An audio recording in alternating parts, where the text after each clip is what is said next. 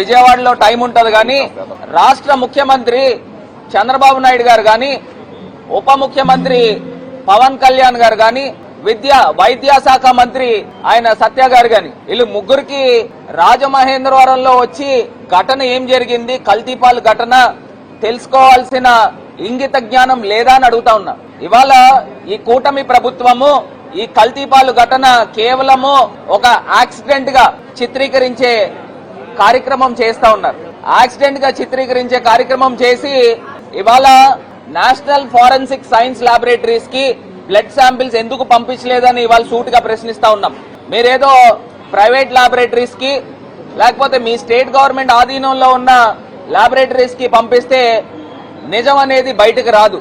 ఇవాళ ఈ సంఘటనని సిబిఐకి అప్పచెప్పాల్సిన అవసరం ఉంది. ఏదైతే తిరుపతి లడ్డూలో ఏ రకంగా అయితే సిబిఐకి అప్పచెప్పిన తర్వాత వాస్తవాలు ఏ రకంగా అయితే బయటకు వచ్చినాయో ఖచ్చితంగా కల్తీపాలు ఘటనలో కూడా సిబిఐకి అప్పచెప్పితే వాస్తవాలు బయటకు వస్తాయి. వీళ్ళు ఏదైతే ఆ రోజున పోలీసులు ఒక హై డ్రామా క్రియేట్ చేసి కూలెంట్ లీక్ అయింది, ఆ కూలెంట్ లీక్ అయిన దాంట్లోంచి ఆ ఇథిలీన్ గ్లైకాల్ వచ్చి పాలల్లో కలిసింది, ప్రమాదవశాత్తు తాగారని చెప్తా ఉన్నారు.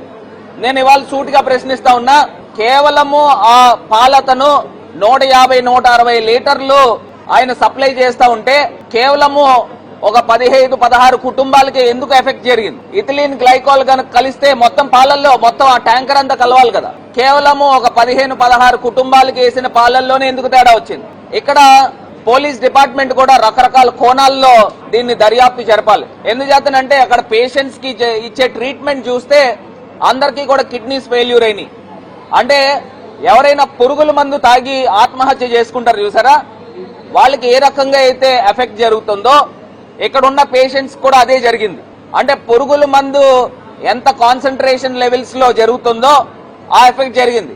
ఇది పెద్దవాళ్ళకి అంటే సుమారుగా 65, 70, 80 సంవత్సరాలు వాళ్ళకి, చిన్నారులకి, చంటి పిల్లలకి ఈ ఎఫెక్ట్ జరిగింది. మిడిల్ ఏజ్ పీపుల్ కి జరగల.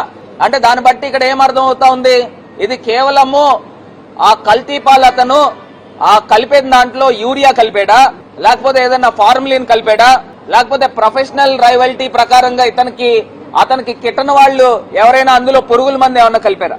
ఇవన్నిటిపైన అన్ని కోణాల్లోనూ దర్యాప్తు జరగాలి. ఏదో మీరు పోలీస్ డిపార్ట్మెంట్ స్టార్టింగ్ ఒక స్టోరీ కుకప్ చేశారు, దాన్ని ఇవాళ యాక్సిడెంట్ కింద చిత్రీకరించే కార్యక్రమం చేస్తా ఉన్నారు. నేను సూటిగా ప్రశ్నిస్తా ఉన్నా, అసలు బాధితుల కుటుంబాలు రోజుల తరబడి ఈ అక్క హాస్పిటల్ దగ్గరే మరి ఉంటా ఉన్నారు. వీళ్ళు మళ్ళీ ఎక్స్గ్రేషన్ ఏమో చనిపోయిన వాళ్ళకి 10 లక్షలు ప్రకటించారు. బాగుంది. కాకినాడ ఘటన ఆ ఫైర్ మిషాప్ జరిగితే అక్కడ చనిపోయిన వాళ్ళకి 20 లక్షలు ప్రకటించారు.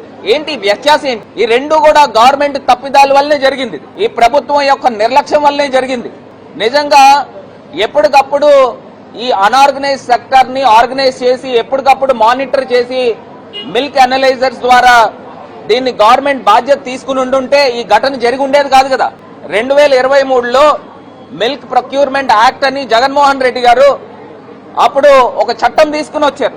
ఆ చట్టం ఇది చెప్తా ఉంది, ఎప్పటికప్పుడు కంటిన్యూస్ మానిటరింగ్ జరగాలి, మిల్క్ అనలైజర్స్ తో దీన్ని అనలైజ్ చేయాలని. నిజంగా గవర్నమెంట్ తలుచుకుంటే చేయలేరనండి ఇవన్నీను. ఇవాళ మరి బాధిత కుటుంబాల పరిస్థితి ఏంటి?